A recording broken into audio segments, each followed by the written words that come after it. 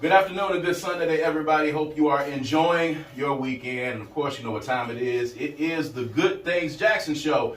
I'm your host, Brad Kamikaze Franklin, and on this show, we talk about all the things that are positive and good about the city of Jackson. If you are tuned in to hear anything negative, this is not the show for you. We're talking about the people, the places, the organizations, the venues, the events, all the things that are good and positive in the city of Jackson. We are about changing the narrative about our city. So we want you to tune in because we've got a lot of good information for you today. Coming up a little bit later, for those of you that have been following what has been going on with House Bill 1020, we're going to have Paloma Wu with the Mississippi Center for Justice. She's going to be back with us again. And she's going to be giving us an update on what's going on with that particular bill. But right now, if you're listening to me right now, if you have someone who has just recently graduated from college and they have their bachelor's or baccalaureate degree and they are looking for the next move for them post-graduation, even if you are in the professional field and you are looking to upskill, you're looking to build on your resume, and you're looking to find a skill set that could possibly get you a six-figure job, we have someone in the studio with us right now that's going to be talking about what's happening, of course, at the Jackson State University, the greatest HBCU in all of the land. We're going to be talking about the public health, informatics, and technology program today, the JSU Phit program today, and this afternoon, we have the executive director for the JSU Phit program at Jackson State University, Dr. Loria Brown Gordon, in the studio. How you doing, Dr. Gordon? I'm doing well, thank you. Well, we're glad to have you here. So let's talk about the Phit program. A lot of people, they hear public health informatics, they hear data analytics, they hear technology, they hear all these things. We are in 2023, and this is the age of technology and the age of data. So for someone who has absolutely no idea about any of these things that are going on, talk a little bit about what the Jackson State University Public Health Informatics and Technology program is. Well, let me say the Public Health Informatics and Workforce Development program at Jackson State University was funded through the United States Department of Health and Human Services out of the Office of the National Coordinator for Health IT, Health, Information, and Technology. And what we learned from the COVID pandemic was that we need data, we have data, and the data is right there in front of us. We just need to get it to the public in such a way that they can utilize the data in a format that's usable to the data. And so one of the fastest growing fields in healthcare, in public health, is health informatics and technology. So a lot of people think, oh my God, I heard technology, I need a computer science degree. No, you don't. People hear informatics, I need to take a lot of math classes. Right. No, you don't. This program at Jackson State University is a graduate certificate program in either data analytics, data science, or in public health informatics. And what it affords you to do is to get in a space and a place where you learn how to collect data, mine data, use data, and get that data back into the community. What the Office of the National Coordinator knows is that we need people who can do this in public health to help to address public health issues, what we call population health, in our communities. And we can do that by training the next generation of data analysts, of public health informaticists, of health informaticists, of health researchers, of health analysts. Those are all the kinds of positions that we can get you into. And the cool thing about this program, you have a required internship. So not only are you taking courses, but you're also moving into a space where you can learn one or two things. I like this, I don't like this. Right. Or you may even find out I want to do something different, not just what I've studied in this class. Maybe it's the next class that's going to teach me what it is I want to do. But it's an opportunity for you regardless of what you feel it is. So we'll talk about the internships in just a minute and how, business can get involved if they like to have some of these interns. But, this program, it's public health, informatics, and technology. I believe it is under the College of Health Sciences. But because it deals with data, because it deals with technology, how did it get its classification? How did it wind up in the College of Health Sciences, and how was that significant to the program?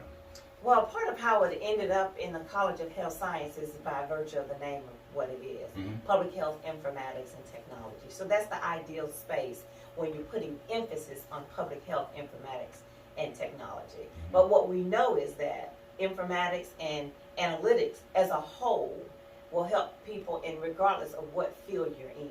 And there's so many fields that deal with healthcare, from your insurance companies to your private vendors to your lobbyists to your pharmaceutical companies. Healthcare is everywhere. And I forget how many $1 trillion, I think it's about $8 trillion of the GPD, but it's a lot of money that's in healthcare, and we need people that can help people to analyze data, get data in the right hands so decisions can be made to help our communities, to help our people, to move the national agenda on healthcare in the United States. So explain a little bit about, when people hear collecting data, and analyzing data, and mining data, they hear those terms. A lot of people may not understand exactly what that means or what that job entails.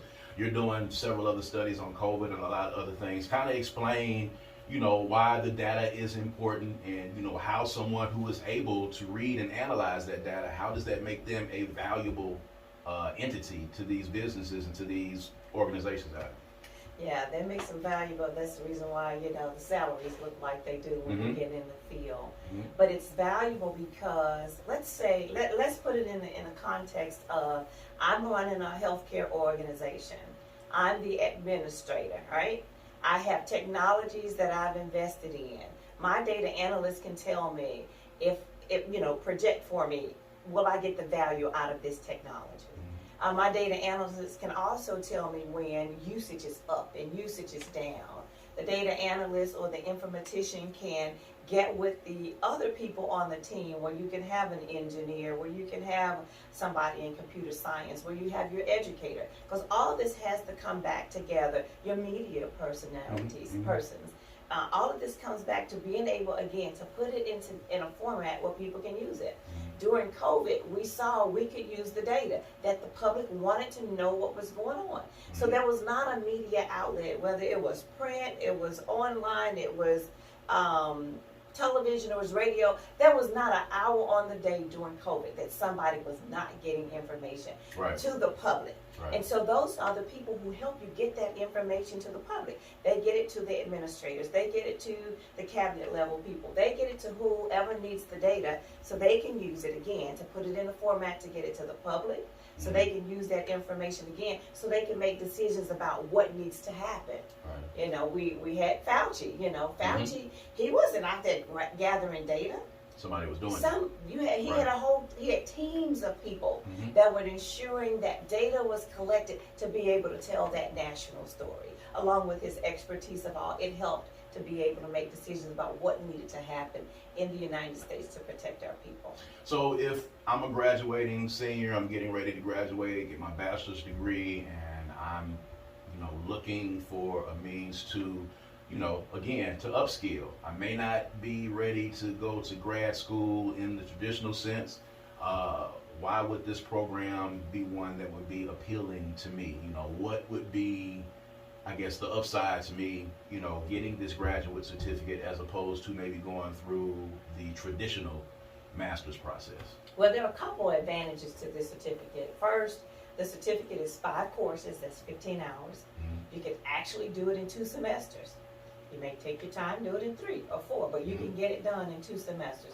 2 semesters is 8 to 9 months, right? If you do spring and summer, hey, you've gotten that done in about 7 months, 8 months, you're done. The other piece is the internship opportunity. So it's not an opportunity, it's required to actually get the certificate. So you're placed somewhere where you can utilize the skills and the information that you're learning while you're in the class. And then the cool thing about it is, ultimately, we plan to have a master's degree in informatics and analytics with various concentrations.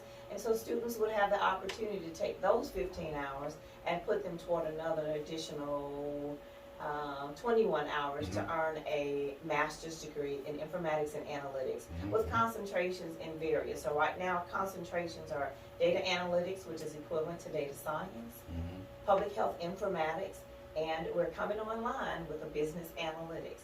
And business analytics can actually be used in healthcare. It can also can be used to help in public health. Yeah.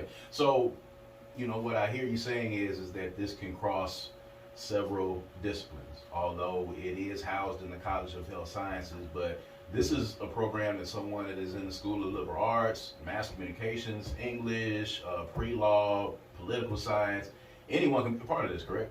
Absolutely, yeah. Where it's housed has nothing to do with the skill set that you can acquire, the competencies that you can acquire, and the experience that you can acquire. Mm-hmm. We just want to make sure you have what it takes for you to be able to go in any of those areas. And you didn't name an area that did not require some form of data analytics. Correct. Now, talk a little bit about how this program came to be. It's a new program, fairly new program. I think this is the first semester where, you know, there are actually students in classes right now that's taking place. Y'all are getting ready to register students for the spring as well.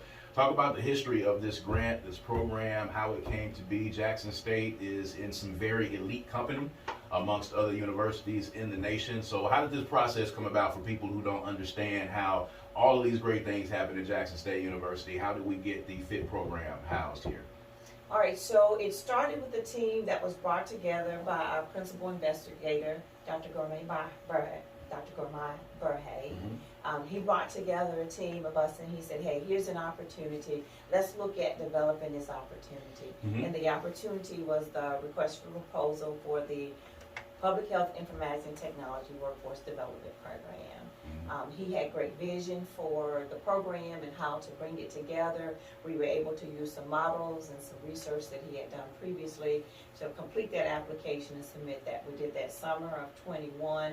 We were funded September of 21. Mm-hmm. We were able to start to get our staff on board starting in January of 21. And so since then, we've been working through two things that are really important: our curriculum development and our consortium development. And so I do want to kind of tag a little bit on the consortium. Okay. The consortium is a group of community, businesses, organizations, nonprofits, for-profits, state agency, local agency, government agencies that come together so that we can have conversations around public health informatics and technology, data analytics and informatics, and how we can work together to get students in internship slots, how we can work together to better equip our students who are going through our programs with the skills that are necessary to be successful. So we want to connect the dots. We don't want it to be a silo. We want to connect the dots from Jackson State's health sciences, from the program to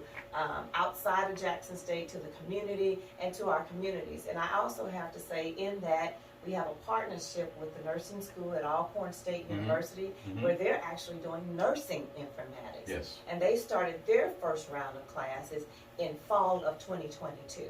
So we're moving the pendulum as it relates to this program to ensure that those opportunities are afforded to African Americans, to minorities, to Mississippians, to this community. Because one of the things that I hear when I start talking about this, what is that? Do I have to have math classes? Right. Do I have to be a computer scientist? And the answer is no. And I say that because I feel like we have all the support to help you get the skill sets you need in order to be successful in the courses. And it's significant. The partnership with Alcorn, State University, we will do some business with them. This is for the good of all HBCUs. So, we're actually working in tandem with them on this. So shouts out to the nursing program down at Alcorn as well. Now, we talked a little bit earlier about internships. That is also a part of the Phit program. And there are businesses out there right now that are listening to this and saying, hey, there might be some people that are coming through this program that I could use and could help me in my business, help me to read some of the data that I have here. So how can a business, if they want to get involved, how can a business say, okay, hey, I need you guys to send me some interns. What do we need to do? Well, first of all, we have to have some dialogue. So the simple part is contacting our office, 601-979-1101, 601-979-1101. The person who answers the phone can direct you to whomever. If you want to speak to me directly, just ask for Dr. Gordon. I'll gladly talk with you. We have consortium meetings quarterly. We actually have one coming up on October 17th at 3 p.m. So we'll love to, shoot you in and email you and get you the information so you can be a part of that. That's simply Phit at JSU, P-H-I-T at JSUMS.edu. Again, that's P-H-I-T at JSUMS.edu. So either way, give us a call. I'm old-fashioned. I love to answer the phone, but I understand that we have to use technology in a technology-oriented program. So shoot us an email. We are on social media, Instagram, Facebook, LinkedIn. You can find me on those, or find the Phit program on those. That's probably the easiest. And shoot us some information. We have QR codes there if you want to get additional information, or if you want us to call you. So those are ways that we can get in contact with, whether you want to, partner with internship, partner with us, because there may be some other opportunities that come, or if you're a student interested in the program. So what are the qualifications of your student if they're listening right now and they, want to be a part of this and they find this skill set useful? Outside of them, of course, having a bachelor's degree, what are the other qualifications that you guys need in the Phit program in order for them to be able to get in? Interest.